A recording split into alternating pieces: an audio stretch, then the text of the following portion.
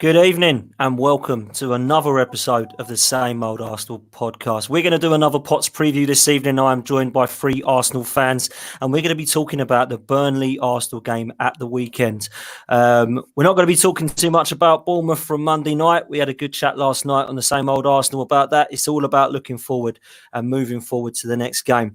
Joining me is my brother-in-law and my colleague from the Same Old Arsenal. It's Mr. Mark Partridge. Mark, how are you, buddy? Yeah, I'm good, man. Good evening, everyone. Good, man. Thanks for joining us again, mate. Also, without his hat this time, it is Scunny from up north. Scunny, how are you, mate? Yeah, guys, all right.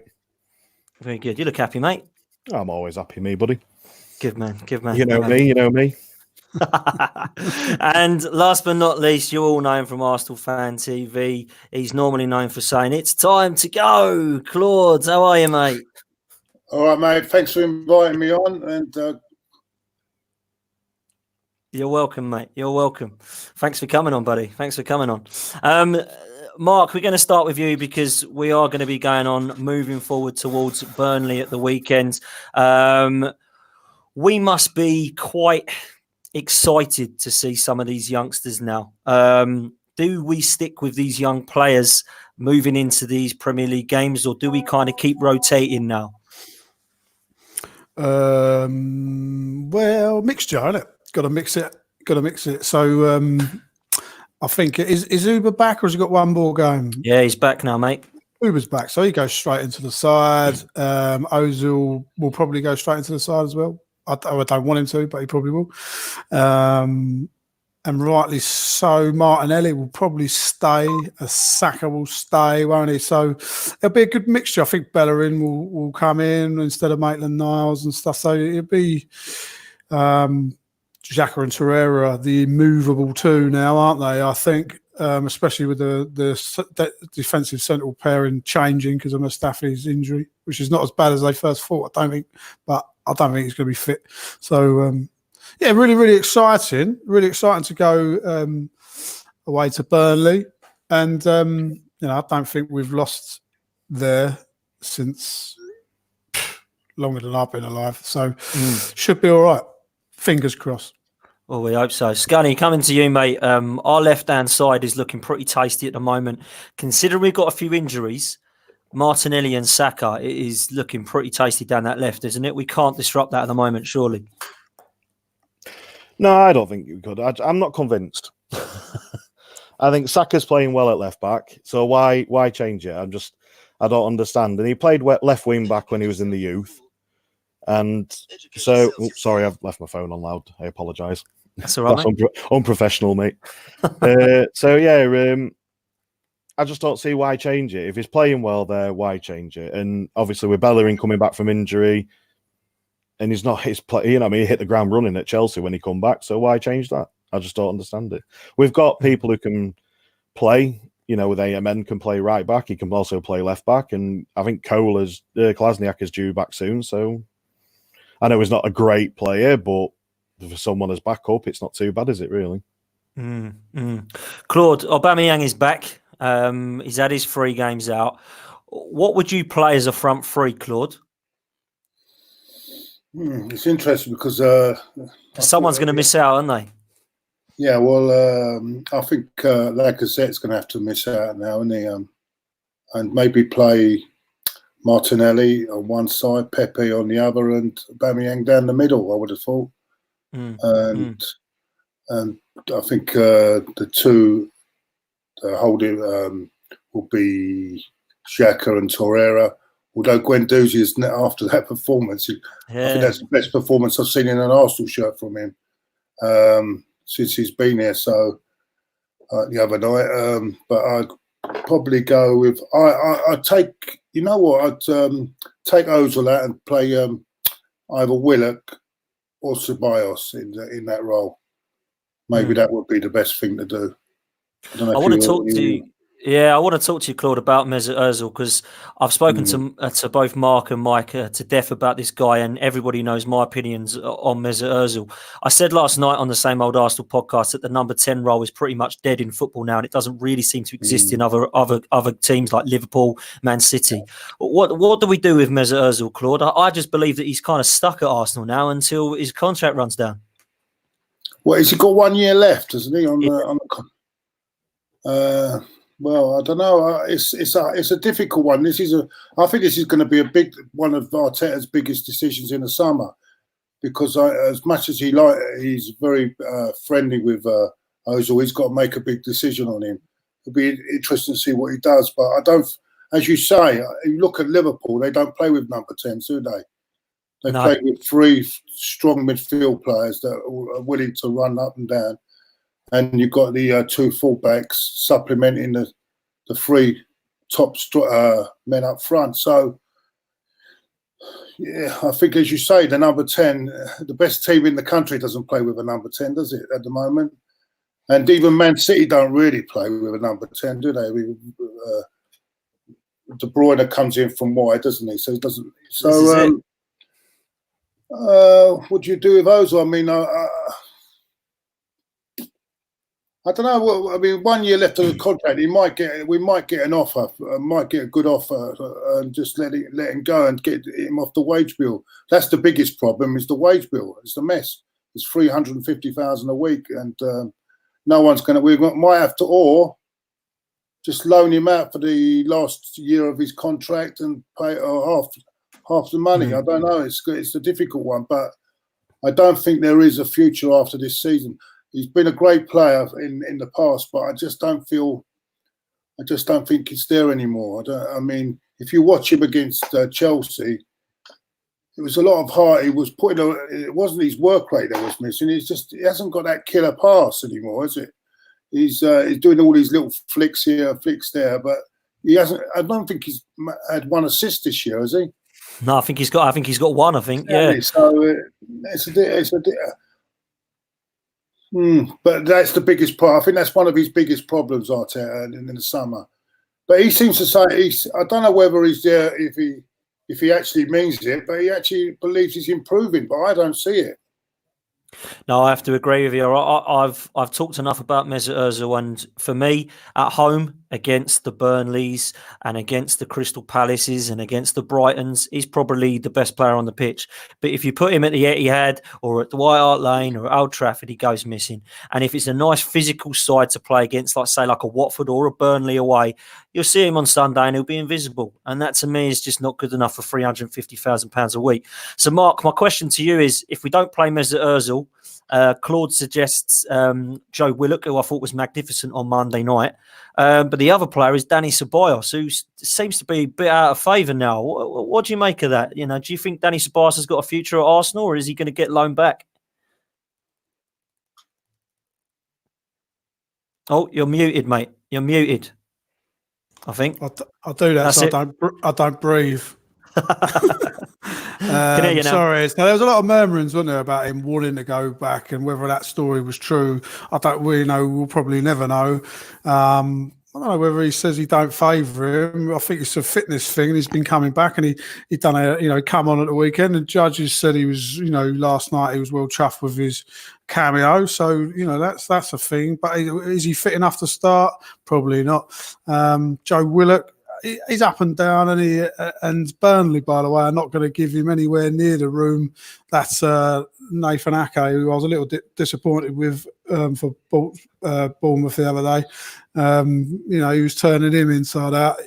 We got a lot of room, didn't we? And Burnley at home are not going to give you that sort of room. So Willock will have to work a lot harder and be a lot more creative if he's going to try and do that.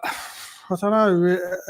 What would I do? I would probably chuck Ozil out there and say, you earn this sort of money, you are supposed to be this lad. And I would say Uber's up top, and I would say Martinelli, Pepe. I'd probably drop Pepe, to be honest. I'm not sure he's strong enough away from home against Burnley. I think he could do with coming out and having a rest. I'd probably go with Uber, Martinelli and Ozil. and I'd probably say to Ozil, pick a flank and interchange with Martinelli and try and create some damage that way with him, and then he's less of a liability tracking back and whatnot. So it's a different option. It's a different role to ask him to do. I think he's probably wanted, probably be all right at. He's not going to take people on and beat them, but he could certainly find a pass. So we've got to find a way of using him. He's not going anywhere, is he? Look, but Claude's saying in the summer it's a big decision to make. I've just quickly done the maths. It's £18 million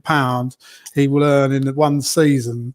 Mesut Özil. We could potentially get him off of our wage bill this summer if we was willing to tear it up. And by that, I mean, put him on a free transfer. Now, there may be a club out there that was willing to pay £40 million, including wages, to have Mesut Özil for 2 years, i.e. your Galatasarays, your Turkeys, your Chinas, I don't know if China are allowed to do it anymore, but, that kind of scenario, if they haven't got to pay for him and his wages are included in the whole package, by the way, he's one of the biggest faces of the Muslim community because of what he said out there in China. I don't know.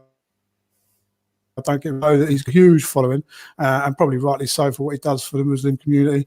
And Turkey is a massive Muslim country. So I think if he was free, it could be a solution. But, if he's here, I think we need to use him and let Willock and Tobias learn from him if they can, and just with 25 30 minutes to go, Ozil off when the old tired legs are coming in, and bring Tobias or Willock on fresh. It might be a better option.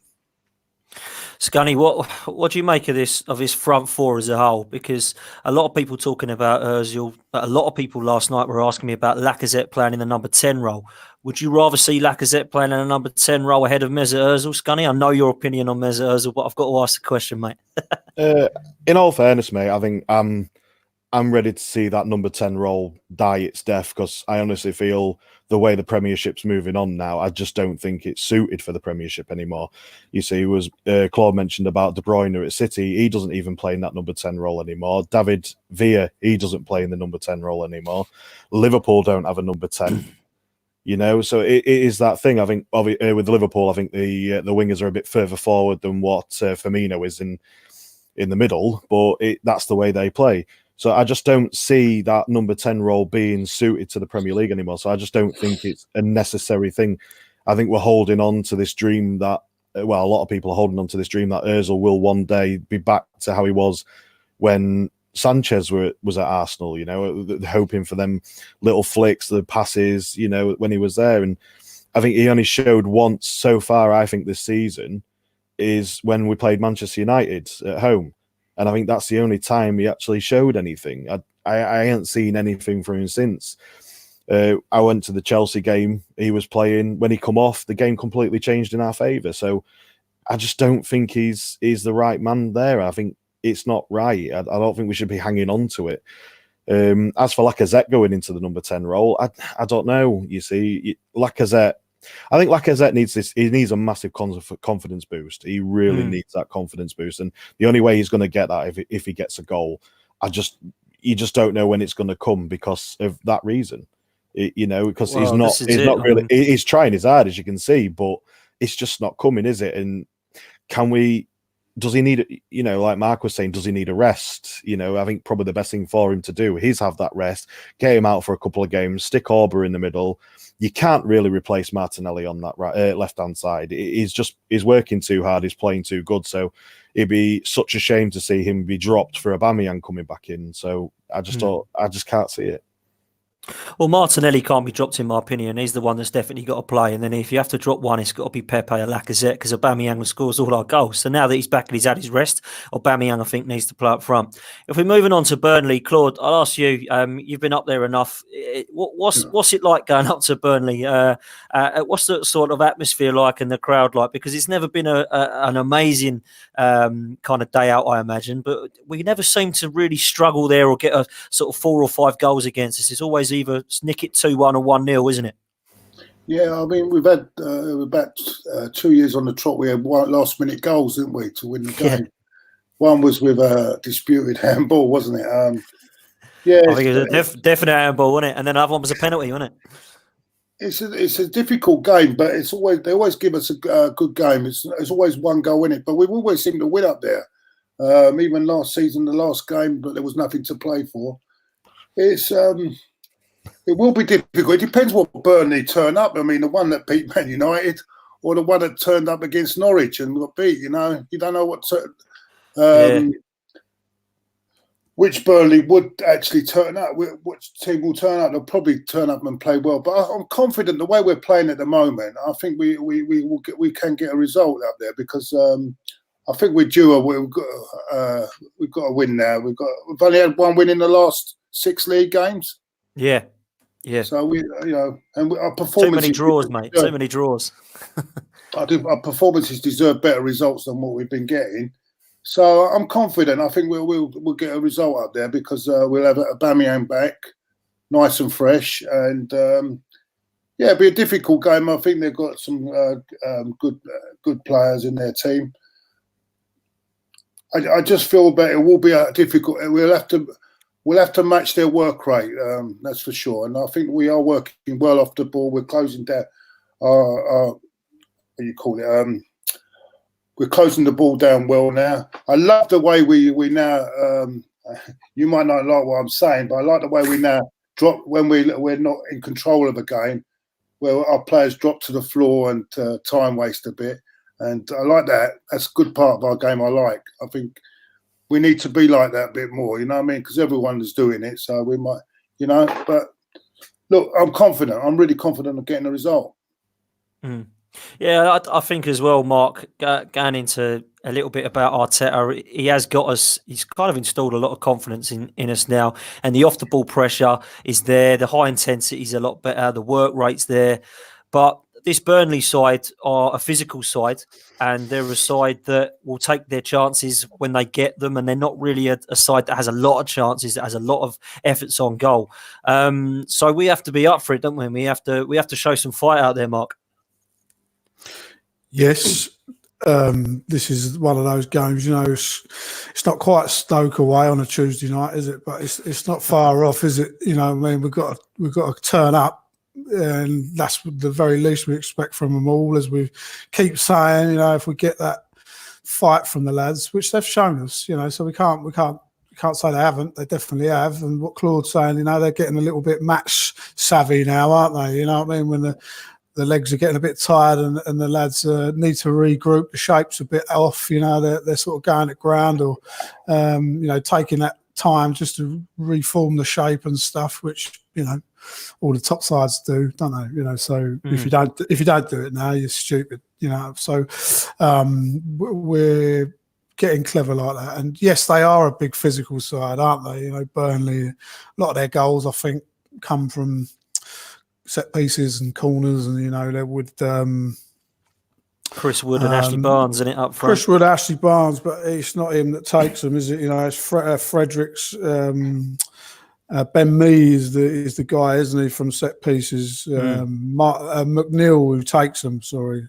They've got a lot going forward, really. Hendricks does look like with Jay Rodriguez. So they have got some threats. And we'll have to be on our toes. I'm a little bit concerned about centre-half pairing. Rob Holding, we was all rightly raving about him last year when we went many games undefeated with him at the heart of defence. But I'm just concerned how long it takes a centre-half to come back. I don't like centre-halves getting injured, to be honest, unless it's like a real... Do you know what I mean? Tony Adams never got injured and he was down the pub most of the time. I don't understand centre-halves getting injured. You know what I mean? Just strap it up and carry on, mate. And for him to take a year to come back, I'd say just don't bother, mate. Do you know what I mean? Just go back to Bolton. You know what I mean? It's if you're not fit, just do one. I don't get it. So he's got to start again, really, Rob Holding, for me. Yeah, and I think you're right. I think Chambers is not going to have the same next season as well, isn't he? Well, he keeps getting injured, doesn't he? So crazy. I don't think he's played for a side in the top half of the Premier League yet either, has he? You know what I mean? Every time he goes to a club, they get relegated. And he's nearly done it to us. Thank God he's got injured. No, I'm joking. He's done all right. I'm joking. Scunny, talking to centre-halves, Burnley have got two great centre-halves and a great partnership in Ben Mee and James Tarkowski. be honest, would they walk into the Arsenal's first team ahead of Luiz and Socrates? Tarkowski would, yeah, I reckon. He's a good defender, and I think he's a solid, old-style mould of, I won't say Tony Adams style, but he is a solid, out-and-out defender, and I think he probably would walk into an Arsenal side. He'd probably walk into any top six side, to be perfectly honest with you. If, I don't know, who was reported to be 40 million or 46 million for Dunk? Yeah. Surely he'd be in the same bracket. You know, I feel he'd be in the same bracket, but I think he's only got a 15 million buyout clause, so I'm surprised that no one's even thought of it. Not even some of the top 10 sides, you know. I know we're top 10 at the moment, and I mean, this is the other thing that's worrying as well. You see, Burnley are on the same points as we are as well. They've got 30 points and we're on 30, so that's another one that we need that win to try and keep pushing forward. Oh, blimey now. Talk to me about the league. I'll tell you that. Oh, it's I tell you what, it's depressing doing this when I've told everyone the league's done and I've still got to try and do this every week. Anyway, we'll try and stay positive. So, Claude, danger men for Burnley. We've mentioned a few of them. Is there any we've missed that you're worried about that you think Burnley can cause Arsenal problems? No, but the biggest problem will be set pieces more than anything as well. So, and we do tend to sleep sometimes on set pieces, yeah. So we've got to be very aware on that. But I think the boy Barnes is the one I like. I think he's got to be one we've got to look at. But overall, I think that if we match their work, as I said, if we match their work rate, I think we'll come out on top. But we have to match them for work rate as well, you know, because they work really hard as a team. They're a proper working site, and so as I say, the real danger will be on the set pieces. If we have one moment where someone lapses in concentration, it will cost us, and that includes the goalkeeper, by the way. Yeah, who sometimes suddenly goes completely. I mean, I can't forget that goal against Chelsea when he just came out. I don't know what he was doing there, but everyone seems to rate him so highly. I'm not his biggest fan at the moment. Are you not? Oh, okay. Mate, I'm gonna have to disagree with there, Claude. Yeah, mate. I like him. He's made the most saves in the Premiership so far, mate, and our defense. I know, but yes, he does have those. I don't know. He's probably had the most work to do, Claude. Yeah, probably. Yeah. Maybe I'm harsh, that's what happens, isn't it? The goalkeeper always gets man of the match when you lose 6-0, doesn't he? You know what it is? I'm used to having goalkeepers like David Seaman and Jens Lehmann, and I'm used to that. And in the past, Big Bob and Pat Jennings. I'm starting. Maybe I'm a bit too fussy, yeah. But mate, listen, you've been spoiled, mate. You've been spoiled. That's what I'm saying. Maybe I've been spoiled. You know what I'm saying? So. Yeah. Mate, when I first started, we had Jens Lehmann, and then it went to Almunia. So come on, we can't. Maybe that's what you. Maybe that's where you lot are comparing him to. That's what I'm trying to say. I'm not comparing Leno to Almunia, mate. Jesus. Who's before Seaman? Linegan, wasn't it? No, not Linegan. Lukic. John Lukic. You're comparing him to goalkeepers like. Yeah, we've had shocking. I like Szczesny, but he was in and out, wasn't he? So Szczesny was awful. Szczesny was awful, mate. No, not really. I think with him, I think he was sometimes too overconfident. Yeah. Remember that cup final? Oh, yeah, but you could actually say the pair of them were at fault for that. I mean, I don't know it was a Koscielny. No, but. Well, he wouldn't be playing. He's playing with Juventus now, so yeah. Look at what's in front of him. I must admit, I do think that Leno's probably the best goalkeeper that we have had since Jens Lehmann. I must admit, every time the ball goes back, I don't panic. I feel confident. With all due respect, what have we had? I mean, we had Peter Petacek, but he was coming to the end, and the other one. I mean, we had Almunia. Who was the other one? Fabianski. We've had loads, mate. We've had shockers. Yeah. But I think that he's better than Szczesny, Leno. I'll go for that. I do think that. I think he's good. Yeah, we have had some shockers. But Ospina, 5'2". Shocking, wasn't He was. Yeah, that's what I mean. I don't think Leno's the issue. I think there's other problems there without him. I quite like Leno. And No, I didn't say he's a total. I'm not right. I'm just saying that I don't think he's as great as what the fans are saying. I still think there is still faults in his game. But all keepers make mistakes, mate. Look at David De Gea this season. Yeah, that's true. Someone's just put about George Wood. Don't remind me of George Wood, please. One of the comments George Wood was a horror show. Oh yeah, I never forget him at Tottenham when we lost 5-0. He was awful that day. Oh no, we don't want to remember. We don't want to remember stuff like that when we lose 5-0. No. That's not good at all. That's not good. I had to live through that memory. Yeah, Oh mate, it's not good. So we think it's going to be a tough game. Claude, might as well start with you. Prediction for Sunday. What are you going for? I'm going to go for 2-1. I think we may concede. Yeah, so 2-1 to Arsenal. 2-1. That's exactly what I said last night. I think we'll nick the game 2-1. Scunny? I don't know, mate. I was there last season. Went to Burnley. All right, it was the final game at season for us, but we smashed them 5-1. And we had I think probably a worse team, and we was playing so poorly then. I don't think we're going to win 5-1. I'm going to go Arsenal 3-1. 3-1 to the Arsenal. I think Sean Dyche hates us that much. He tries putting everything into it, and it just fails for him. Mark, what do you reckon? 3-0. Cool. You're going for a clean sheet. I think. Yeah, I do. I think that result against Man United, it's making our one look good. Do you know what I mean?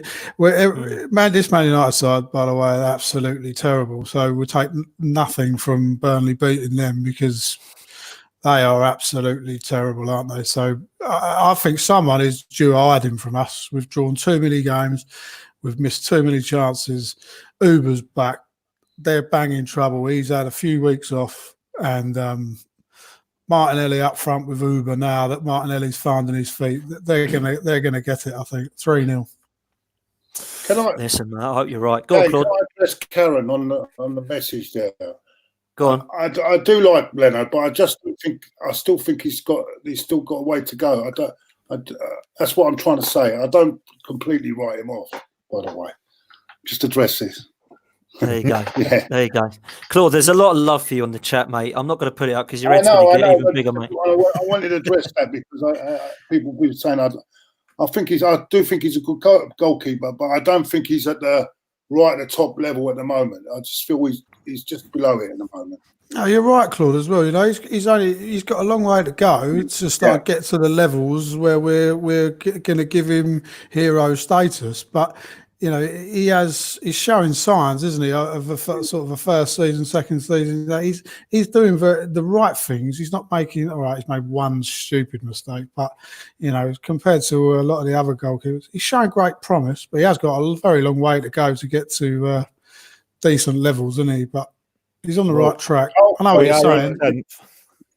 Also, your point about it, because he's got a bad defence. Sometimes, if you're behind a bad defence, you tend to make more saves anyway, and it's how you cope when you're strolling and your defence is really playing well, and you haven't got much to do. Then when how you cope with a situation, then you know what I'm saying. So that's what the good goalkeepers used to do. There's nothing to do for 85 minutes, and then they'd get a worldie. Pull out a worldie and win. Exactly. Yeah, absolutely. I don't know. Leno's made his worldies. The 2 saves against Tottenham, that was a worldie, That was a worldie. He's made a couple. There was one against De Bruyne at home this season. I thought was world class. He tipped onto the post as well, and he tipped one onto the post at Norwich. So he's been all right. Yeah. Boys, we're going to talk transfers and we're going to take some questions. But we are, as Same Old Arsenal, sponsored by the West Cork Beard Company. So we have got a quick advert that we're going to pick in, and then we're going to talk some transfers and some of the questions that you guys have put in the chat.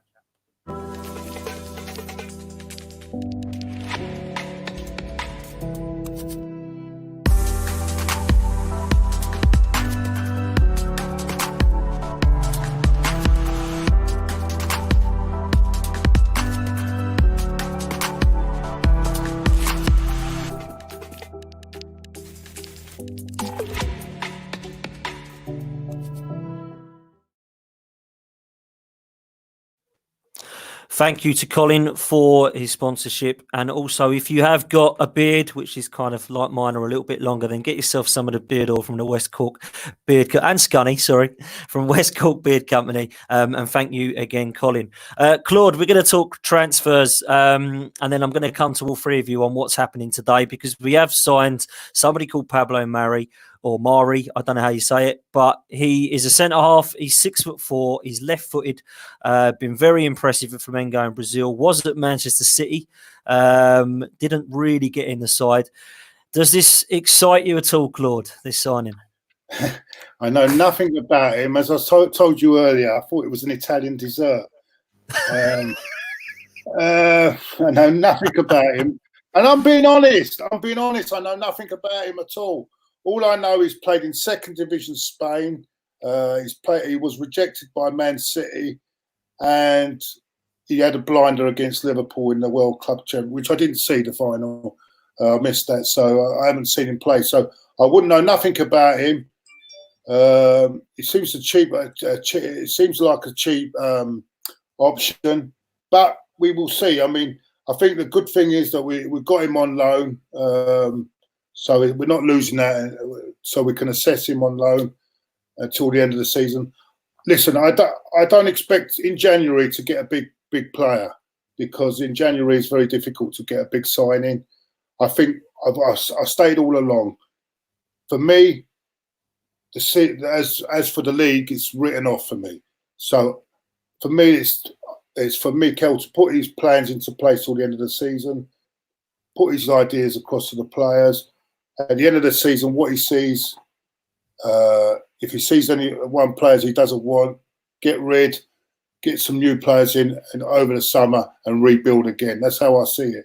So for me, this is more about bodies coming in than quality of signing. But I could be wrong. Yeah, and I have to agree with you there. I did say the league was done, and listen, we've still got a slight chance of top six, but top four is done. I think, boys, we have to be realistic about that. So now it's about, let's not worry about how much we're spending. If Arteta and Edu think they can improve it and want to play the Arteta way and go with that philosophy, I'm happy. So, Scunny, surely this guy has got to be better than Shkodran Mustafi and Socrates and David Luiz and all the others. Surely. You got to hope he's better than Mustafi, bloody hell. You can't get any worse, can you? Mate, he's your favourite player. I think the only worst person I can think of is Segan. We've had some shockers, haven't we, over the past? Senderos, Skirachi, Giroud, Sylvestre. Jeez, we've had some shockers, haven't we? Stepanovs. Oh, dear, we've had some shockers. But yeah. What do you make of it, Scunny? I don't know. I'm sort of excited about it. I'm sort of not. I agree with Claude. There's a bit of it. Claude, with him being a bit of an unknown, not really seen much of him. But he's only played in second division places. But you've got to think as well with Guendouzi, he's only played in League Two, in the French league. So he could turn out to be all right. And with Arteta being at Man City when he was there as well, he must have seen something in him to think, to think about him after so long. He must have seen something in him. Is he 6 foot 4? Between 6 foot 4 and is he 6'4"? So he's a big lad, and I think something like that. Sometimes you just think we need that. We need a proper strong centre back, and I think it might work out well. So fingers crossed on that one. Yeah. Yeah, absolutely. Mark, the other lad that we are linked with, I did say it last night, start calling myself Guillaume Balaguio, I think, or David Ornstein, that it looks like Pablo Mari and Cedric Suarez are both coming to Arsenal. Cedric Suarez is an interesting one for me because he's been a fullback at Southampton, so he's got experience in the Premier League. He can play right back and left back. But the question really, and I'll ask you all, I'll start with you, Mark, do we need him? No. Did we need him at the start of the season in the summer? We needed him when Bellerin weren't fit, didn't we? But we don't need him now. We certainly don't need him now that Saka's stepped up and Maitland-Niles is playing so well, and Bellerin's coming back and scored a goal. And now Kolasinac is near in fitness, and Tierney's back on the grass. You know what I mean? Is that good? Southampton didn't bother to give him a new contract, and they'd rather get some lad, Carl Walker, whoever it is. Oh yeah, the Tottenham lad.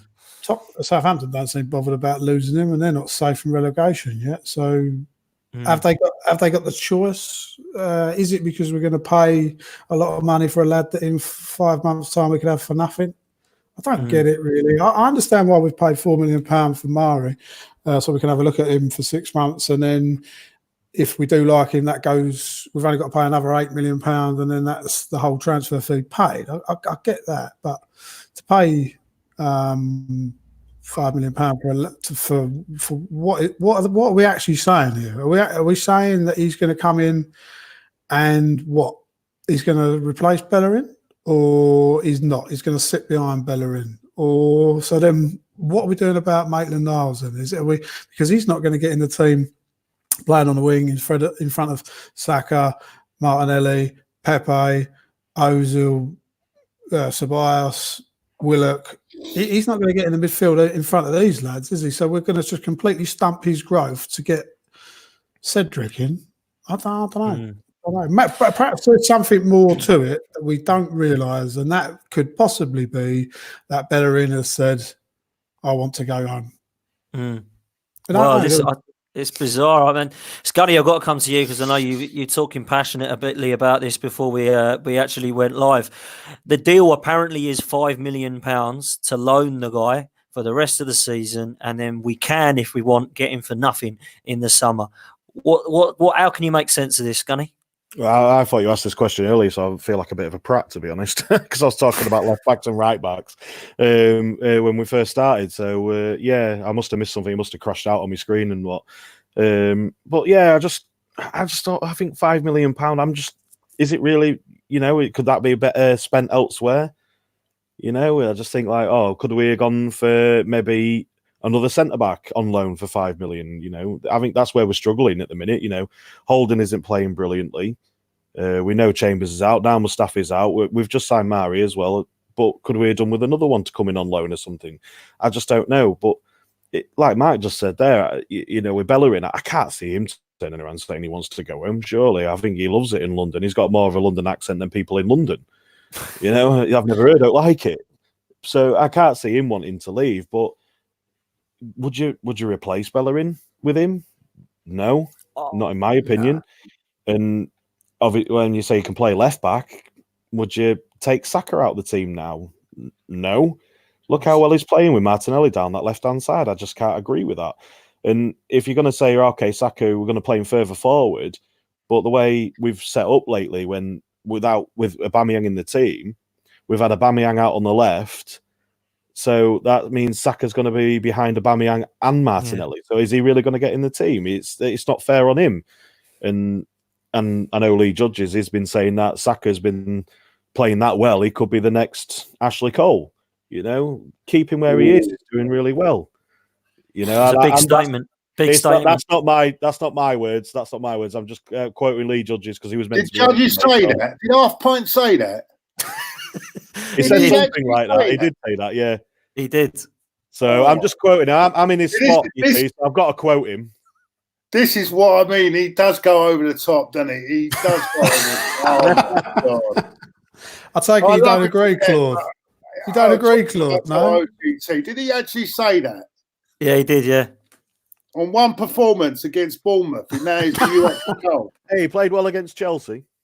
Well, yeah, come on, Ashley Cole, come on. Well, you never know. He could go to Chelsea for a bit of cash. He could be the Ashley Cole. Say it again, Claude. I don't understand this. Why are we paying $5 million? We've got backup at right back, yeah? He's coming for nothing. He could come for nothing in the summer. Yet we're paying $5 million up for a loan deal. I don't understand. What's the point? If he comes in for five, we're paying $5 million, he might not even get a game, and then we're getting in for nothing in the summer. I don't understand that. What about if he's going to do an Arsene Wenger with him, Dan? What if Arteta's looked at this lad can play left back, right back? So he's obviously comfortable with both feet, he's defensive minded. What about if Arteta's looking at him like Wenger looked at Emmanuel Petit, who was a similar sort of lad before he came to Arsenal, and Arteta's thinking he could sit in front of the back four?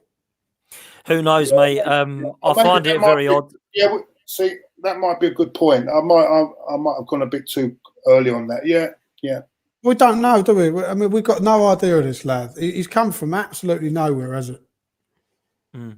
I mean, listen. Years, for me, it's a player who's got experience, Premier League experience. 28 years old. He's a fullback. He's won the Euros with Ronaldo at Portugal in 2016. Doesn't excite me, but maybe it's the cover we need. If he's going to be, maybe Kolasinac is out for longer than we think. Maybe there's something we don't know. But it is a very strange, it is a very strange signing if it does happen. Moving on from him, sorry, Dan. I can't get over the thing. I can't agree with Premier League experience thing anymore. I just can't agree with that. Go on, Scunny, go on. I just can't. I can't agree with this. Oh, he's got Premier League experience anymore. It doesn't really mean anything anymore. He's got Prem experience. I just don't get it. There's been guys out there who've come from nowhere. I think what people mean by that is that they don't have to adjust to the Premier League life. I can understand what people say and mean by it. It doesn't mean they're going to be brilliant for the club, though. You're right. Yeah, and I just don't get that. I hate the hearing that. Oh, he's got Prem experience. No, he's got experience playing football for another team in the Premiership. That's it. He's got experience from Southampton. And Southampton haven't been great. Yeah, they've stayed in the Premiership, but they haven't exactly been mesmerisingly good. And I think the other thing is as well is when Liverpool raided Southampton for all their players, why didn't they take him with him if he was that good? That's what I don't. Yeah. Because they absolutely raided them, didn't they? And it's just one of them things. So I just don't understand it. And with AMN playing well at right back as well, all right, he may not want to play there, but he's more playing as a right wing back now under Arteta. Why stunt his growth in that as well? And he's been great, hasn't he? He's been really good as well. I know he says he prefers the midfield, but he's going to be behind so many people in midfield. What's the point? I just don't understand it. Yeah, I think it's a great point. Claude, does it frustrate you? I don't know why I'm asking you this because I know what the answer is going to be, but does it frustrate you when we are gutted at the back? We've got hardly any defenders and a big club like Arsenal can't afford to go and get a centre-half. We have to try and get one on loan and try and get one for a couple of million here and there. Yeah, but then I don't think it's not about the money. I just don't think you can get anyone like that in January. I think the problem with January, you've got Upamecano, right, for example, still involved in the Champions League. Yeah, he's not going to come to Arsenal, is he? He's not going to come to Arsenal. We're battling for between 10th and 6th, getting up to 7th. And possibly FA Cup run. He'll stay for the Champions League, isn't it? So until the end of the season. So I think this is a hard time to get any players, any of that sort of quality. I think if you're going to get someone like that, you're going to have to wait till the summer. So I don't think it's about the money side, but as I say, we are a self-sustaining model, as they say, and we can only buy what we sell at the moment. So that's the way the club is run. Unfortunately, we went down that route when we sold the whole thing to Kroenke, and which gives him the benefit of only not having to put any money into the club, so that all he's using it as an investment. So what can you do unless someone can find someone with £42 billion to buy him out? This is what the situation is. It is frustrating, isn't it? Because, we try and compare Arsenal's progress to what Liverpool had done with Klopp, but Klopp was backed by owners, and also it did take him 5 years. He's brought the right people in, he's sold the right players. These people aren't interested in Arsenal Football Club, and I've said it before, it doesn't matter what happens. If they're in charge, we are looking like we're going to be in trouble. Saying that, we do need to get ourselves back into the Champions League because we're on a Champions League wage budget at the moment, and we're a Europa League side. So that is the problem with us at the moment, with us trying to compete in the transfer window. A couple of questions, one from Karen, which makes a good point, really. Hello, Karen. Thanks for watching again, darling. Do you think that the Cedric thing could be due to Europa League, FA Cup and league games? Maybe Mikel is thinking the rotation to try and stop injuries. Mark, what do you make of that? Yeah, Karen's never usually far wrong. That's, it's a good point. We've got, I think I read today, something like 27 games either between now and the end of the season or after the international break and the end of the season. And 27 games, it's quite a lot of football. potentially more, or something like that.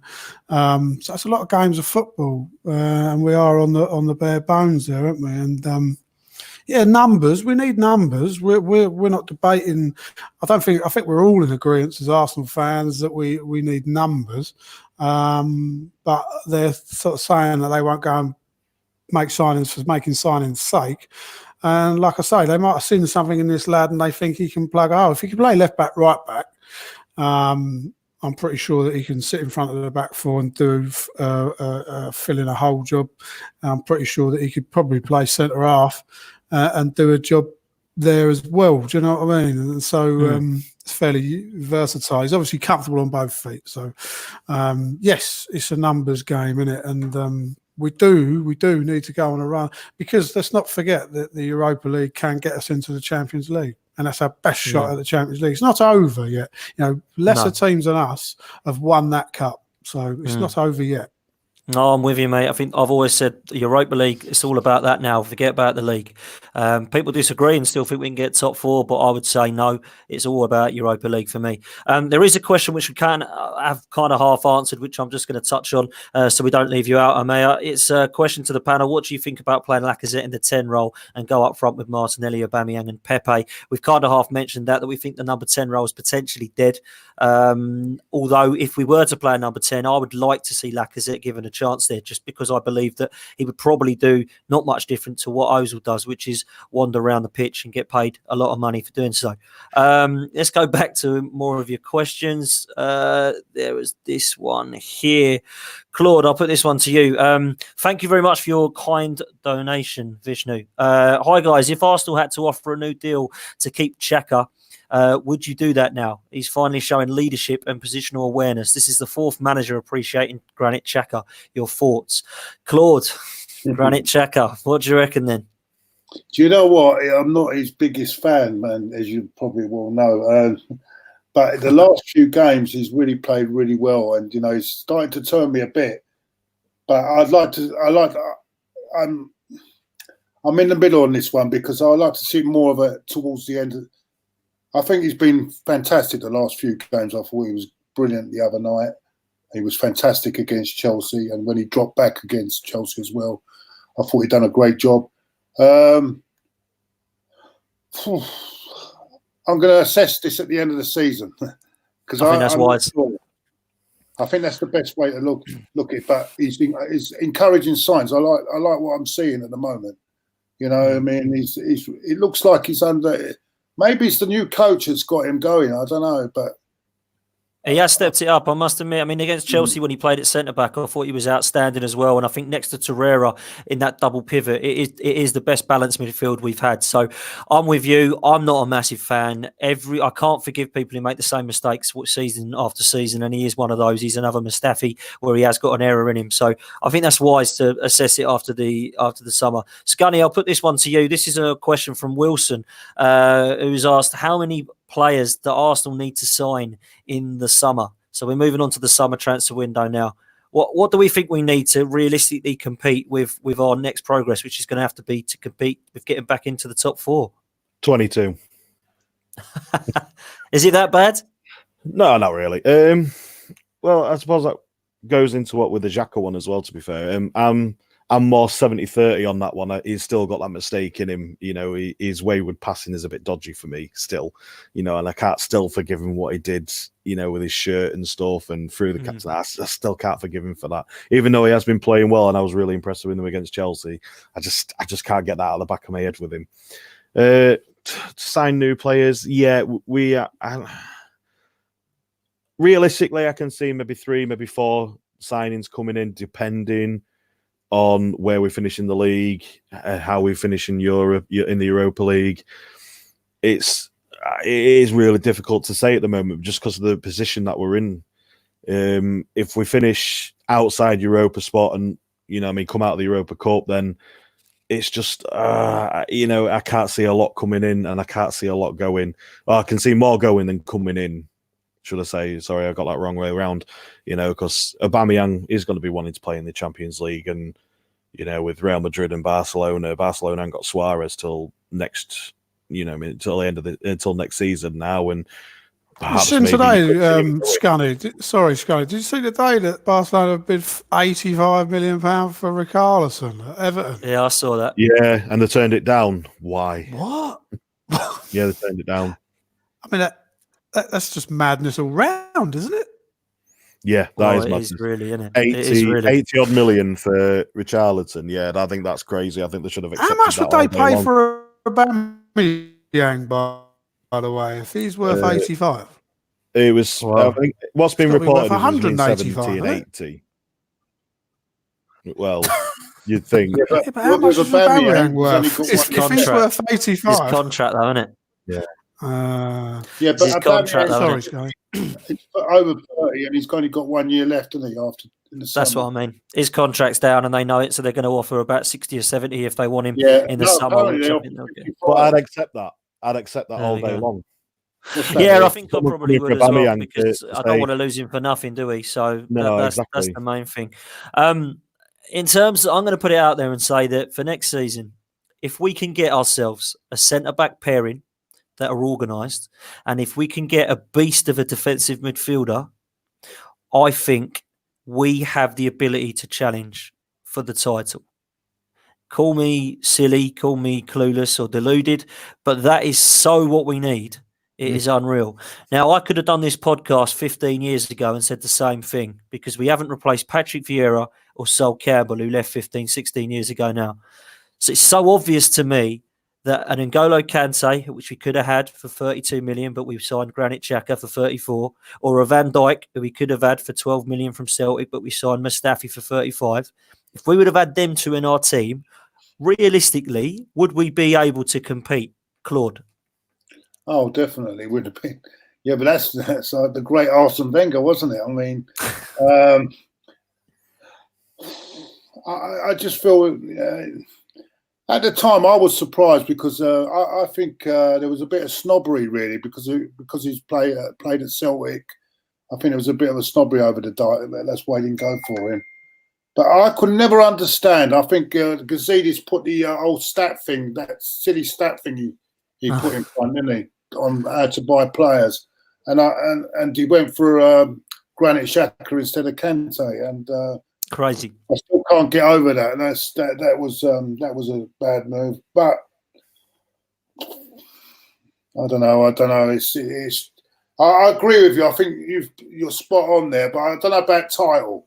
I don't know about title challenge, but I definitely bet we got them sort of players. I think top 4 challenge, but title challenge is a bit more, needs more than just that. I think it needs a complete change of mentality as well.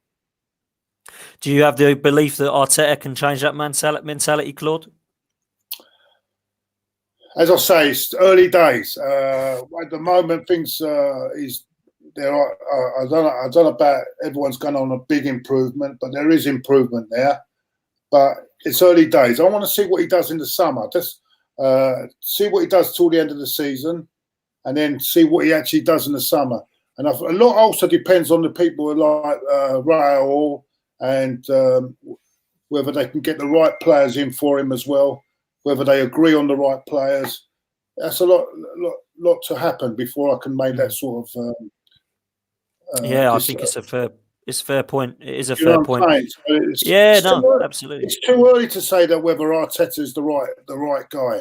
Too early. It's too early, and it's too early to write him off as well. I know a lot of people are saying get him out already. I mean, I don't understand all that. But crazy. So it's too early to make that sort of assumption. Me myself, before Arteta came in, I've got to be honest, I wanted a more experienced guy. It wouldn't be my choice, but we have to give him a go. We have to give him a go and see how he goes. He's definitely got it. He's definitely got the talk for it. He's definitely got the chat for it. And I see the players are fighting a lot more. It's a wait and see for me. Wait and see. Fair enough. Scunny, I'll come to you. A lot of people in the chat saying that we don't score any goals from midfield. Do you think Jack Grealish would be a good summer signing for Arsenal? Potentially, yeah, definitely. But it's just one of them things. It's a wishful thought, I suppose. He's not going to come cheap. Villa are going to let him go for hardly anything. So it's going to be a paid for one. You're probably going to be talking in the 60, 70 million mark just for him. But yeah, it would be a good signing. Don't get me wrong, but I feel now. I think we just need that solid. If we're going to play with 3 up front, and we're going to play in 3 midfield, I think we just need that solid back line of 3. So you're going to have that defensive midfielder. You say you want a big defensive midfielder. I think Touré is doing really well there. I just feel he needs someone like Thomas Partey next to him, as well as a creative player. We need that box-to-box midfielder. We also need that creative player that is going to help either score goals or help the forwards to score goals. And I think that's what we're missing out on at the minute. And this is why everyone's saying about Özil at the minute. We're missing that. I know a player. What's his name? He plays for Juventus now. Aaron Ramsey. That's his name. Anyway, I shouldn't talk about it. We'll get frustrated. James Maddison route. Yep. So, I think he's top draw. And then Didi. Bring them 2 in. I think we'll be all right. Yeah. How much is that going to cost then, Claude? About 200 million. Exactly.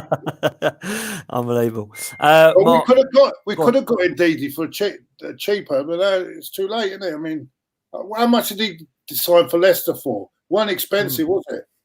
No, it wasn't. And he's when he did come, no one really knew too much about him, but I think he's been outstanding this season. And he's the little kind of Kante style of player that I think Arsenal need. I'm a massive fan of Lucas Torreira.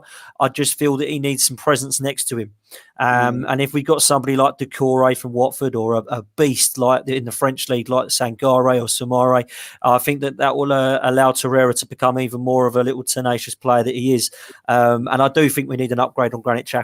I think he has been good, don't get me wrong, but I'd like to see an upgrade on him. And whether that Bruno Guimaraes guy that we're looking at is the answer, I don't know much about him, 23 years old. But let's see what we do in the summer. I think that there's definite need for a creative and a defensive midfielder, and definitely a centre-half. Just to finish off on the centre-half thing, I'm being told that the Upamecano deal is very likely to happen in the summer. Like you said, Claude, Leipzig do not want to sell him now. They're doing very, very well in the league, and they're still in the Champions League. I think they've got Spurs, actually. So Upamecano is potential to be let go in the summer. And, of course, we've got William Saliba. So there's 2 potential centre-halves that we're going to be having next season that would probably be an upgrade on Mustafi and Socrates, not that it's hard. And, of course, we've got Pablo Mari. If that deal does go through and looks like he's going to be a great centre-half for us, then brilliant. We can potentially look at getting him as well. So there's the need for some reinforcements there, and the potential for some reinforcements. Got to finish up, boys, but I'm going to ask you all and go round while we're all together. Claude, what can we expect to be a good season this season for Arsenal? I think just finishing in the top 6, I think, would be good from where we are now. I think that would be a good start. Possible run in the Europa League right to the final if we can do it and possibly win it. Can we win it? Can we win it? Do you think it's going to be harder than last year because the teams, there's more quality in the teams this year, and we're going to need a lot of what I feel we're lacking at the moment, and it's not going to happen overnight. Is the mental strength, mental strength for the team. It's not quite there yet, but it's getting there. I think a good run in. I'll be happy if we get in from the position we're in now. I wouldn't have been at the start of the season, of course not. But the position we're in now, get top 6 and possibly win the FA Cup. Yeah, and that would be put a trophy on the board. We can do that because we've got a good run now in the cup. We've got Portsmouth. That would be quarterfinals, 1 step away from Wembley. And we could win it, and that'd be a good lift for Arteta to win a trophy in his first season. So that will be for me. Okay, mate, that's very realistic, I think. Mark, what do you think we can achieve this season, mate? It's going to be tough in the league, isn't it? I think the league, I think we've all decided or realised we shouldn't put too much on that. It's going to be tough to get in the top 6. I think Sheffield United are going to fall off a cliff, to be honest, because that's just what happens, isn't it? But Wolves, they're strong, aren't they? They are strong. They're all playing for the club and whatnot. So, I think Liverpool, City, Leicester, Chelsea, United, and Arsenal, Wolves, someone's not going to make that top 6, and it's probably going to be us because of our starting position, sadly. So it's cups for us, and we are, notoriously good in the cups over recent years. Could win the FA Cup. We could with the luck of the draw. I mean, it helps. You see the draw come out the other night. Chelsea get Liverpool. If Liverpool win their replay. You don't know, do you? Because Liverpool's kids didn't get Aston Villa, and they were struggling at the time. So you don't know, do you, what will happen in the magic of the cup? But one of those sides is not going to be in the next round. So, and if it happens again, then you get, someone gets something. So we could win the FA Cup. We could win the Europa League. So that would be a good season. Would be to win a cup. Anything less than that is not good enough for the Arsenal. I have to admit, I think if we win the Europa League, that would be an amazing season because we're back in the Champions League. Don't care where we finish. I said earlier, a few weeks ago, and I got ripped for it. If we don't get Champions League, I don't care if we finish outside of Europe. I really don't. I'm not interested in going to Maccabi Haifa on a Thursday night. It doesn't interest me at all. I'd rather just be out of it, and then we can concentrate on one game a week, and then let's see where we can go from there. But what revenue does it bring, though? That's the thing, the Europa League. Well, what revenue does it bring? Because we cannot afford for our revenues to go down again. Harry was saying the other night, 4 years outside the Champions League. If we then fall out of the Europa League and we lose the because it has a knock-on effect of everything, Dan. The things that the people who sponsor us, who are in the background, our media partners and whatnot, they're not going to be interested in a club who's not in the Europa League. So it has a knock-on effect. We might not want to go to Maccabi Haifa on a Tuesday and Thursday night, but if that's what you have to do to keep your commercial partners happy and to keep the revenue in the club to attract those players, it's a difficult situation. I understand. I think for me, the one game a week thing worked. It's worked for Leicester. The one game a week thing worked for Chelsea under Conte. They were out of Europe. They won the league the next season. Liverpool, if it wasn't for a Gerrard slip, they would have won the league that year. They were out of Europe that year. So it has worked out for them. I'm not saying that we're going to win the league if we're out of Europe. What I'm saying is that we might be able to progress our league position if we're not playing on bloody Sunday all the time and Thursday at 6 o'clock and then Thursday at 8 o'clock over in Azerbaijan. That was my point really about why I don't really want to be in there again. I think that it will have a knock-on effect. I don't think it will affect our attractions to players, if I'm honest. I don't think people will come to Arsenal to play in the Europa League. I think that they'll come to Arsenal if they want to come to Arsenal. I don't think it affected Liverpool, Man United or Chelsea when they were out of the Europe, but I might be wrong. Scunny, what do you make of the season, mate? We need to get back in this Champions League, obviously, but what would be a good season for us? I think we could probably write off Champions League altogether for me, myself. I just don't see the point in it. The only way we're going to get to that now is definitely Europa, but I'm not going to pin all my hopes on winning Europa this year. Inter Milan are in there now, and they've got a hell of a squad now. They've just signed Eriksen from Tottenham, so they keep bolstering their squad. So it is, and Eriksen, hate him or not, he was probably their best player. So you've got to think of that. So it's going to be difficult to win Europa this year. So I think really, in reality, I think we should be aiming for top 6. We're only 3-4 points off 6. Yeah. So it's and the thing is, it is achievable because a couple of wins, all the others around us are so poor as well. I mean, you look at Tottenham and United losing and Chelsea inconsistent. Yeah, I mean, what is it? Man U are 5th, Tottenham are 6th, and Wolves are 7th, all on the same points. It could go all Spursy, and we could get 6th, and they could get 7th. You don't know, do you? And that'd be nice, wouldn't it? That would be very nice. So you could think of that, and I don't think we should write off the league off too quickly just yet. Seeing as though we're only, we were just finishing up the winter. We're just coming up to the winter break, so I don't think we should write it off just yet. And I think we should try push for that 6th spot, or top 6 at least. I think we need to try and push for that.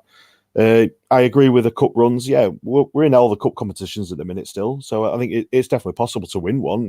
It's an outside outside bet, but it's still there, possible. FA Cup, it'd be nice to win that again, wouldn't it? Who wouldn't?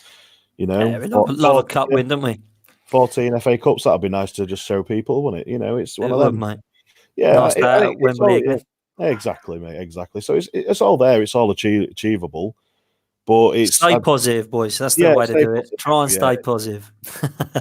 It's got to be done, isn't it? Boys, we have overrun, but thank you all so much. Scunny, thanks for jumping on last minute, mate. I know you had some plans, so appreciate you coming on, mate, as always. No problem, mate. Thanks for having us, and nice to meet you guys again. Yes. Nice one. Marky, thank you very much, mate, as always. I will see you in the next couple of days. Yeah. Thanks for having me on. You're Thanks, welcome, Mike. mate. Thanks, Claude. Claude, That's all right. Debut for a while. We'll debut on the Pots preview, mate. Thank you for coming on, mate. I do appreciate it. Always appreciate your views and opinions. It's been a pleasure. Thanks for inviting me on, mate. Cheers. No, you're welcome, mate. Anytime you want to jump on, always make room for you. And I'm sure you can get yourself on with Lee Judges at one stage and have a rant at him about this Ashley Cole stuff. Nice to meet Mark and Mike. I've not spoken to them before, so nice to meet you, boys. And, mate. I'm looking forward to seeing the showdown. I've not met any of you before, so it's nice to meet you all anyway. I'm looking forward to seeing him talk to Lee Judges about Ashley Cole, aren't you? Oh, dear. I've got to mention. Sorry, I meant the new Ashley Cole. The new Ashley Cole. Yeah. Well, hopefully, me and Scunny are going to go down to Burnley and we'll probably meet up with you, Claude. So we can rip Lee Judges then. Yeah, we can tell Lee Judges to his face, mate, can't we? Yeah. No, don't worry. I will be telling him. Don't worry. I can't believe it. Oh God. Oh, brilliant. Only the judge would come out with that, mate. I'll tell you. Only the judge. Unbelievable. Thank you to everyone in the chat room. Over 160 of you. Thank you all for watching. Absolutely brilliant of you to join us, and I'm hoping I got through most of your questions. Please join us on the Same Old Arsenal. Please like this video. Please like and subscribe to the Same Old Arsenal podcast. We're here every Monday night, unless we're playing on a Monday. We normally do Tuesdays at 7 or Monday nights at 7. We'll have Harry, myself, Craig, Graham, and Mark now, as well as Mr. Lee Judges. So please come and we're all literally Arsenal fans that talk about Arsenal. Thank you very much for watching, guys, and let's hope for an Arsenal win on Sunday. There's only one thing left to say, Claude. It's time to go.